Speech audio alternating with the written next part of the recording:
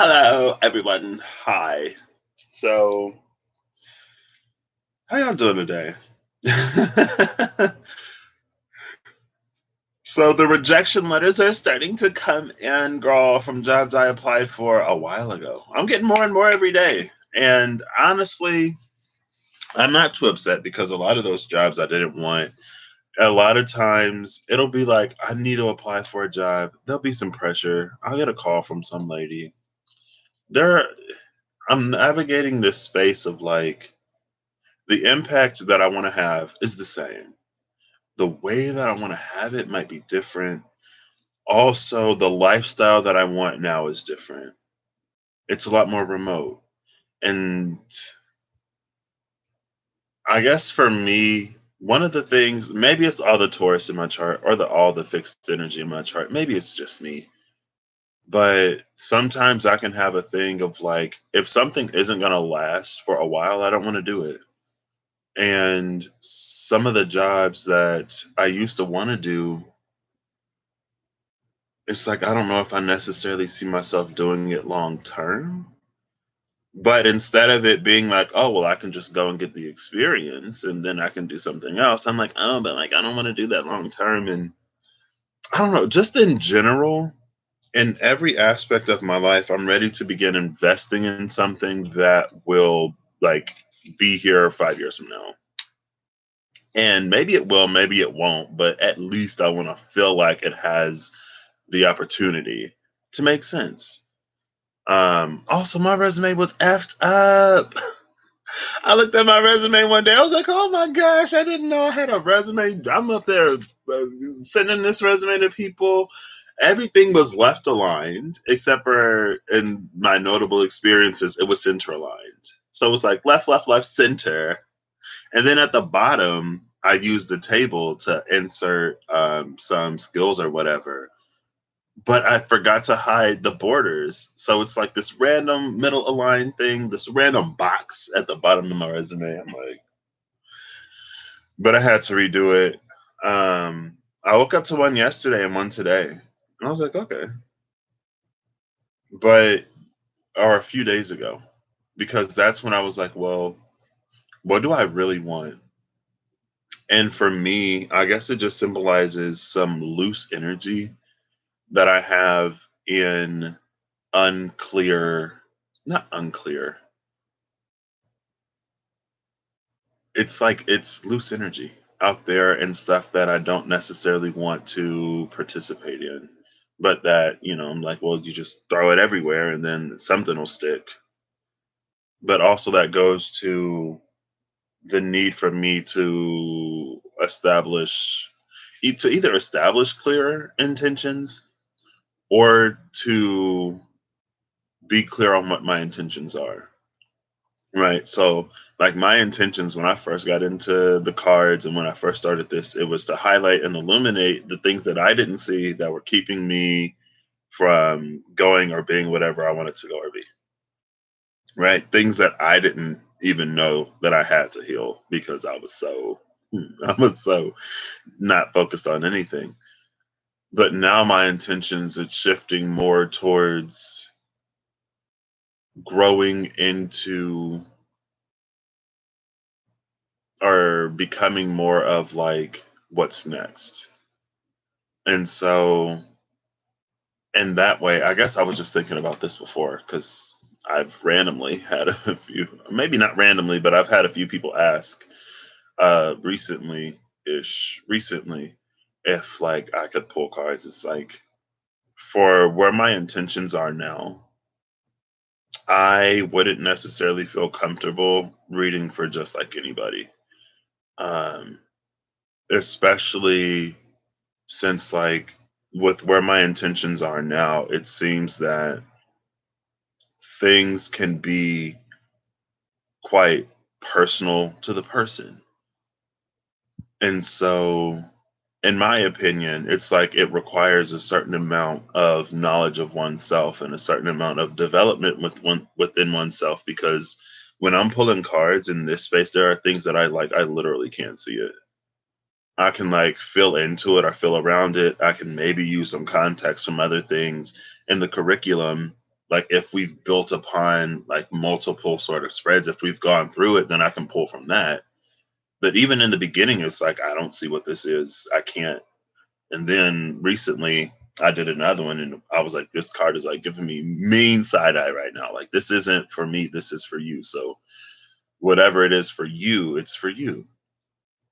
And I think also because my intention now lies a little bit beyond a lot of healing, or my intention now lies beyond healing, there's a certain need for vulnerability and a need to be open to other perspectives, to see beyond things, because that's where a lot of it's almost like the final frontier of self, right? It's the things that we hide from ourselves, or that the things that we'd rather forget. Now, depending on your life, that could be very, very not great, which is why, again, it's why I'm not gonna do it for everybody. Now, when I do these like general, just like live things, those intentions could be, whatever they are. But in general, that's where my intentions are shifting and focusing now. So that's why I'm not reading for people unless I am. If I'm reading for you, you know. If I'm not, then I'm not. Anyway, that was a lot of just whatever. Oh, girl, I forgot about these.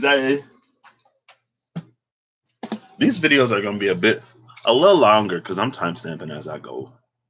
I'm timestamping as I go along. So I'll say intro, rejection, intention. Yeah, some stuff I'm like, so I honestly be like, I'm like, I don't know what this is. Like for me, this works very different. So I don't know what to tell you. But also when you're working with someone who knows, then they know. It becomes a collaborative effort, as much as I can call myself a collaborator. Um, and it's to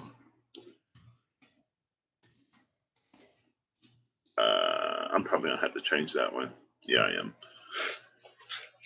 It's to encourage the development and deepening of that within oneself. So I'm gonna leave the timestamp here. Actually, I'm not, because I'm gonna shuffle. Shuffle it. Shuffle. The magician stayed in the box. What's in the box?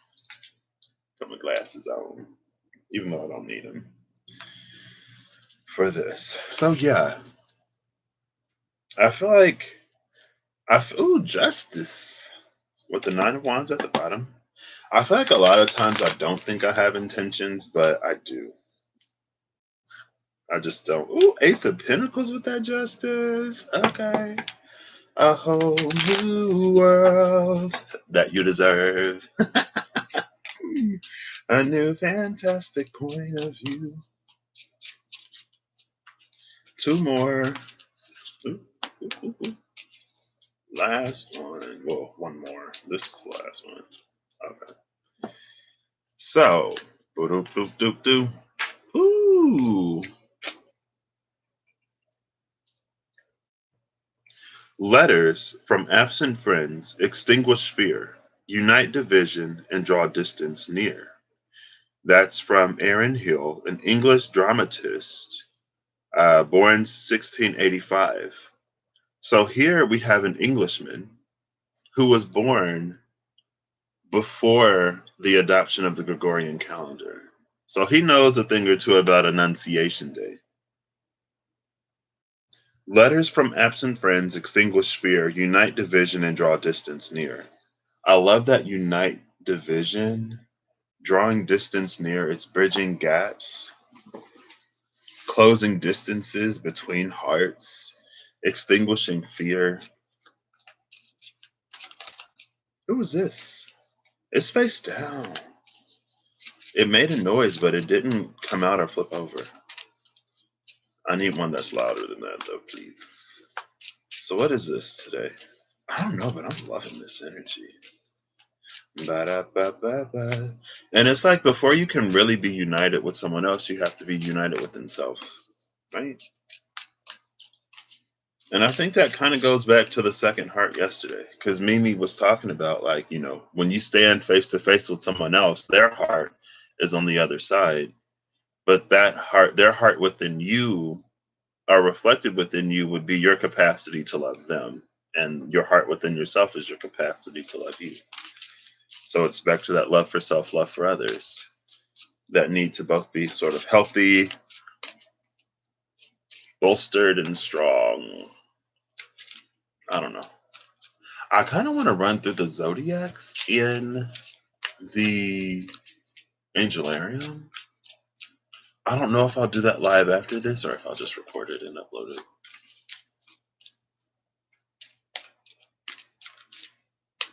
Ain't nothing making no noise.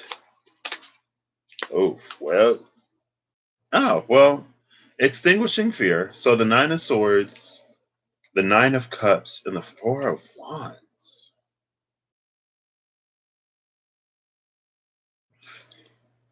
I feel like that's this, though. Letters from absent friends extinguish fear, unite division, draw distance near. This is the fear.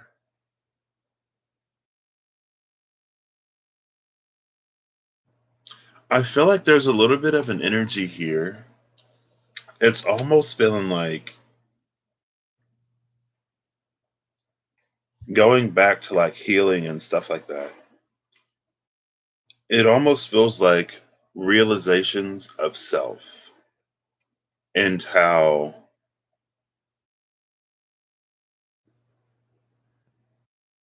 it's like it feels like things that we remember saying or doing to people that we care about, things that we've come to a space to be capable of regretting.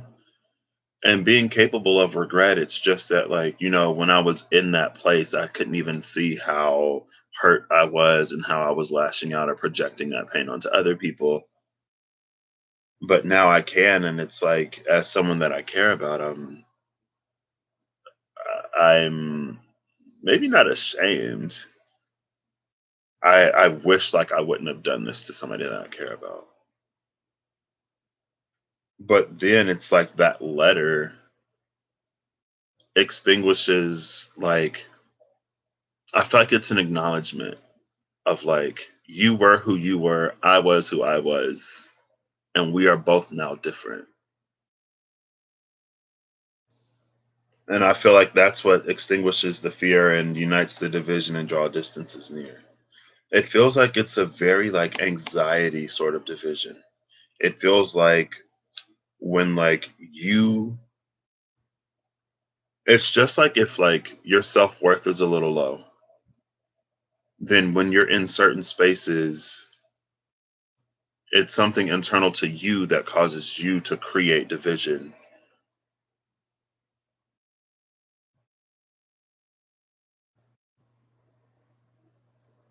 And so it's almost like the letter from this friend gives you permission to close that gap.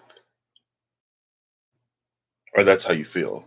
And then we end up with the Nine of Cups and the Four Wands, which is gorgeous. And then the Emperor. The Emperor was the face down card. The Emperor was the card that made some noise but didn't come all the way out. And he's holding the Ankh, the gift from the High Priestess. The High Priestess, the gift from the Empress. And again, I feel like with the children there, there's a little bit of a recollection.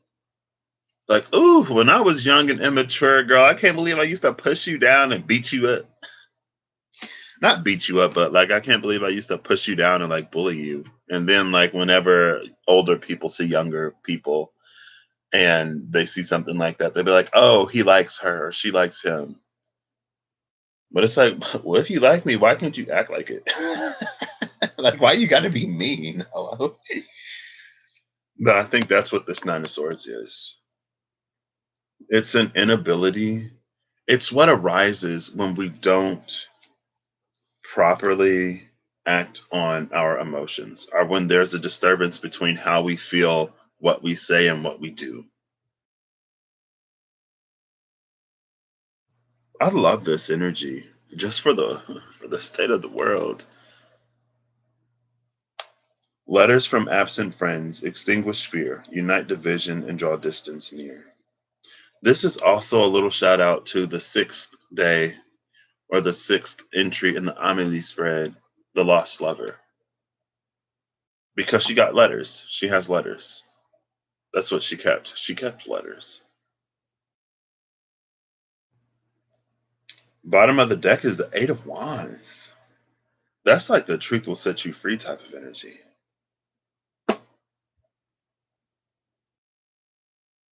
It happened yesterday when we were recording the podcast.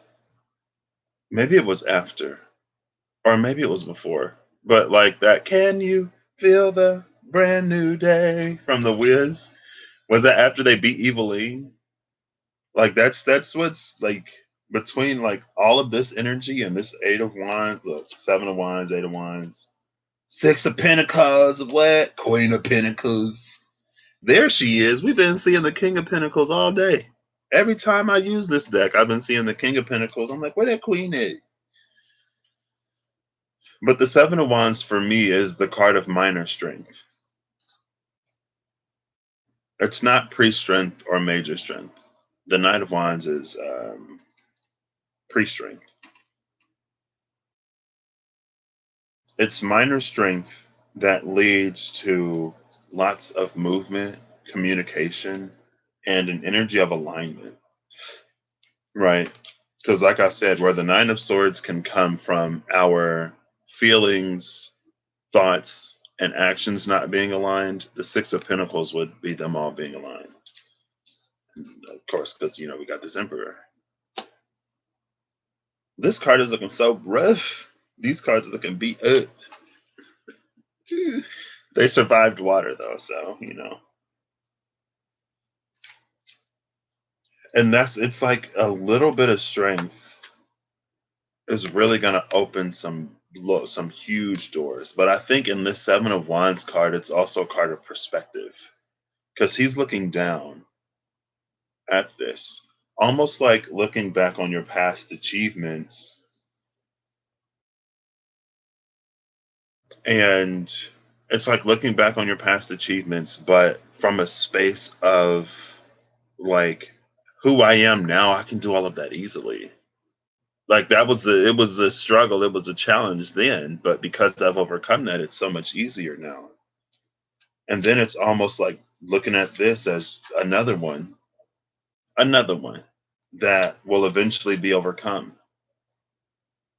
And how this is just something that gets you closer to this space where you're not so easily influenced or controlled by what you fear.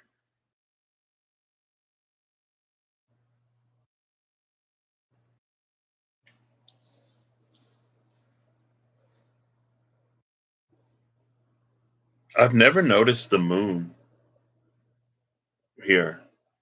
The moon in this card, it's a little less dry because it's tilted that way. It's like most of the water will pour out, but some of the water will be retained. And it's also this space.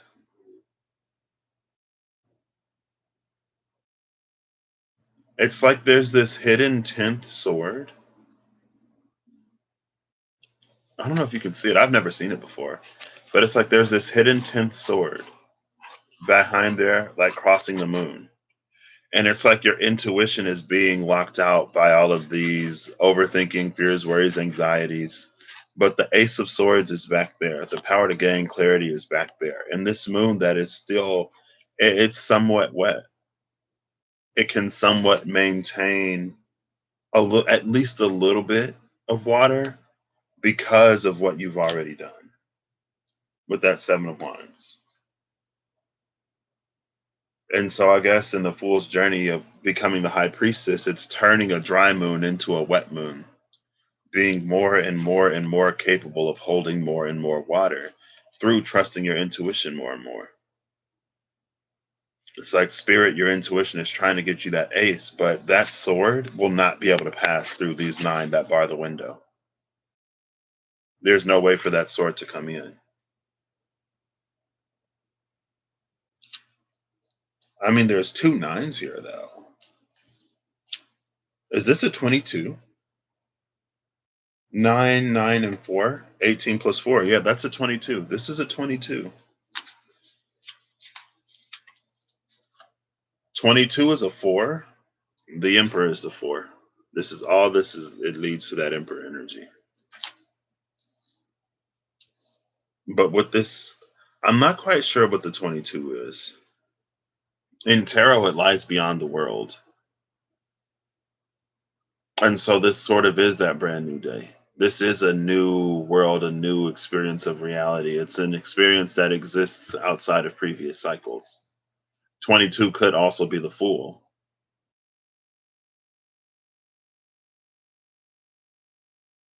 Maybe 22, because I said before that the Fool has no, the Fool is card 0 because it has no static value. And because it has no static value, it goes from the magician to the world. It's constantly changing. It counts it as no value because in a timeless sense, it's changing. Like timelessly, the sun is always the sun. Justice is always justice. 19 is always 19. 11 is always 11 or 8. But the Fool, since it changes, it's like it can't, it's fuzzy when you look at it in a timeless way. But after the Fool completes a world cycle, it becomes the 22. And it's a 22 that puts you in your power and your like divine given power. Because again, that Ankh comes from the divine feminine, it comes from the Empress. And this other thing, this golden egg. Oh, look, is that a. Oh, no, that's. Well, this leg of his throne looks like an Ace of Cups to me. It looked like an Ace of Cups on that leg of the throne. But that golden egg, I feel like it's an egg that contains a new world. It's like a world seed. It can build a whole new world. So you have something that can become any world, and then the gift of life given to you by the Empress after you complete this journey. And it's the beginning. It feels like though here, it feels like it's getting really close to one of the last things that you have to work on in the sense of like it feels like something that's so big but yet so small. It's like it feels like what you have to do is small. It feels like it requires a lot out of you, which is why it's big. But it also feels like once you conquer this or once you do this, there won't be much to hold you back in the future.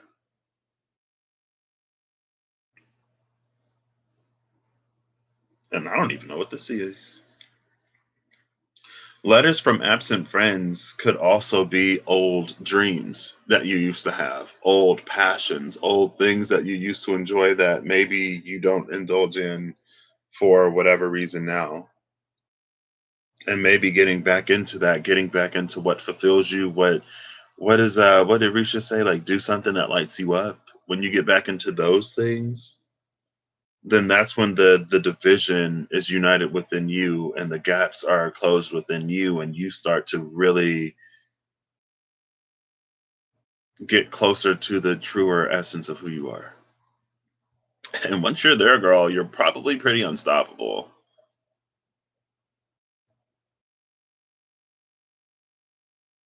And so, yeah, that's what this is. I don't even want to do the zodiac thing anymore because I feel like this is so gorgeous.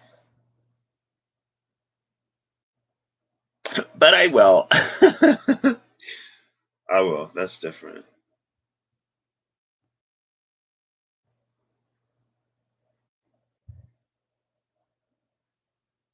And I love this because it's like if you can allow that Ace of Swords in, It's like you can bypass the 10 of swords. You can go right to the ace, and by going right to the ace from the 9, you're actually entering the court.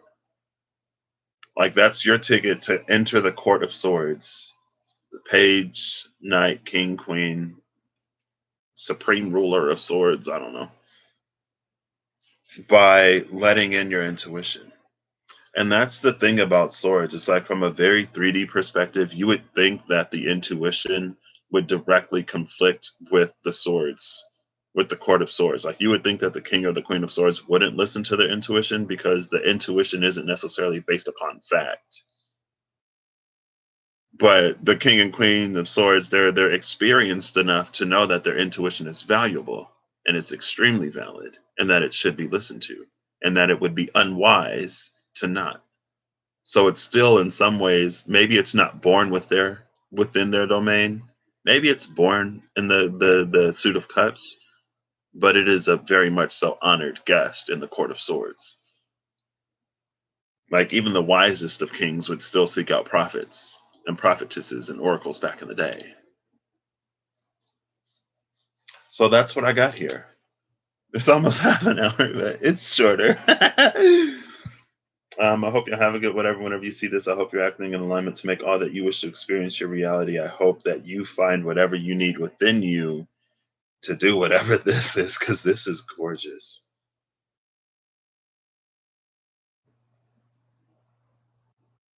And I feel like it also puts you in a space of receptivity and generosity that invites so much.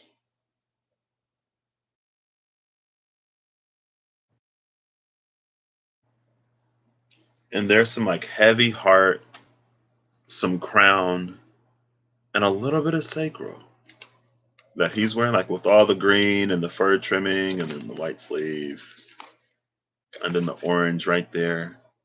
It looks like there may be like a golden braid in there a little bit, so a little bit of solar plexus. Just like yesterday, there was like like fine-tuned solar plexus energy in the magician, but lots of root.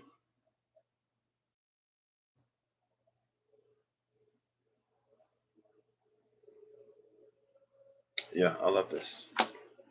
All right, bye.